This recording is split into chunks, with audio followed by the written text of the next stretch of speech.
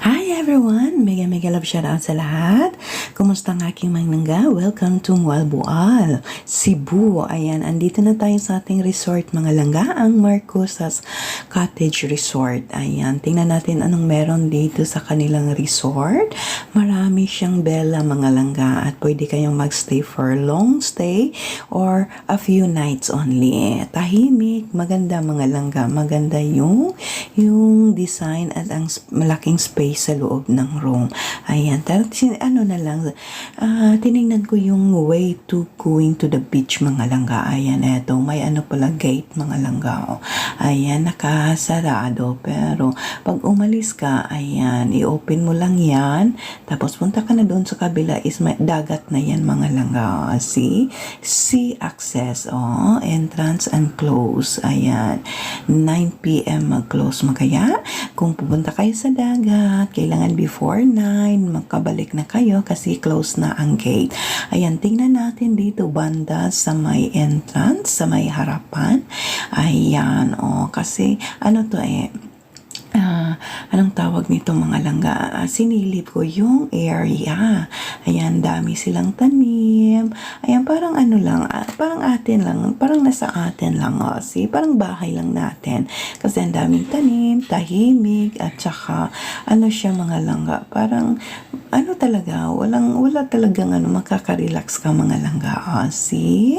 Ayan, welcome everybody to Marcosas Cottage Resort dito sa Mualboal. Ayan, dito na tayo mga langga kasi bukas pupunta tayo sa Whale Shark. Ayan. So, eto. Pinakita ko lang sa iyo yung yung surrounding ng resort mga langga. Basta malawak siya. Ang daming bella.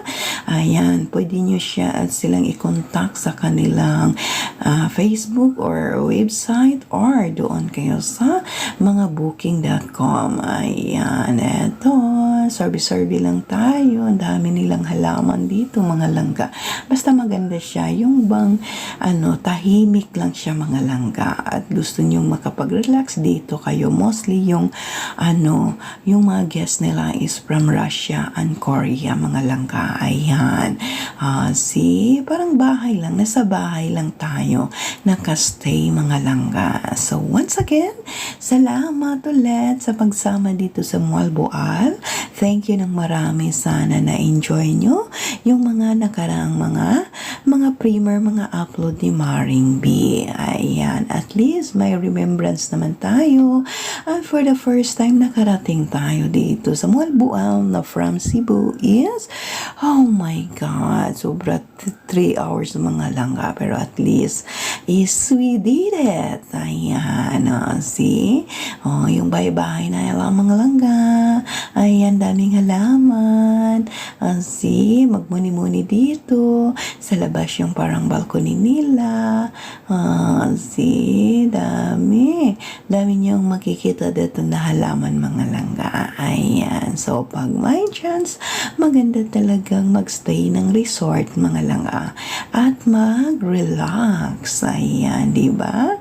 Ayan. Once again, thank you again sa aking mga mahal, sa aking miga, sa aking mare, sa mga langga ko dyan na lagi nandyan sa aking primer. Alam kong sino kayo. Salamat. Taos pusong nagpapasalamat si Maring B sa pagsama dito sa ating paglalakbay na libre. Si sinong hindi masaya, sumaya. Ayan. Kasi libre. Ayan, di ba mga langga? Hanggang libre na lang tayo. Sayang kasing gumastos. Thank you talaga ng inday ko, di ba? So, once again, thank you. Salamat. Mahal ko kayo. May ganon. Basta maganda yung resort mga langga. Yung parang atin lang, nasa bahay lang tayo. Yung parang lang. Yung basta yun na yun. Huwag Huwag na niyo pang pahirapang mag-explain si Maring Vey. Ayan, di ba? May ano pala tayo dito. Uy, in fairness, masarap ang food. Masarap yung cook nila, mga langga. Dami silang dish, Western, Mediterranean, may ganon. Local, basta magpili ka lang sa kanilang menu. Ayan, mag-advance ka lang booking kung dyan ka kakain para ma-prepare nila kung anong gusto mong ipaluto. And in fairness, mura siya, mga langga. Mas mura siya kaysa labas na mga charges. May charges. Ayan, eto na. Dito na tayo sa harap sa kanilang pool, exclusive for the guests. Para sa amin lang ito. Hindi pwedeng yung mga tao sa labas. Kami lang dito magagamit sa loob. See, 5 feet pala ang lalim nito, mga langga. Sabi ni Kuya nung naglinis. Ayan, see, wala pang tao. Hapon kasi ito parang nandun sila sa beach. See, ito yung nila. Dito tayo mag-breakfast. Ito yung cafe nila. Mag-order kayo ng drinks. Dito kayo kakain. See, ang ganda pa naman ng kanilang si Madam. Ayan, siya ng order. See, nagtanong kasi ako dito kung may ba sila about sa breakfast. Then, dito tayo kakain ng breakfast. Ayan, masarap ang kanilang breakfast. Magpili ka lang anong gusto nyo. Ayan, di ba? Mga langga, open air. See, habang nagmamasid kayo sa harap, kung may maglelego, mga daming hubag-hubag. Ay, nako. Ang sarap tingnan sa mata pag may naglalego dyan na masasexy. Di ba, mga langga? Ayan. See? Okay, silipin muna natin dito ba? May sila. Dito pa rin tayo sa kanilang. Gusto nyo mag-inom dyan. Pero may curfew sila, mga langga, hanggang 9 o'clock lang. Ayan. See, ito yung receiving area, mga langga. See? Sila, mga langga, napaka-native. Yung mga kagamitan nila sa room at kaya nito is rattan. Ayan, rattan ang kanilang gamit. Kahoy ang mga design sa loob ng kanilang room, mga langga. See?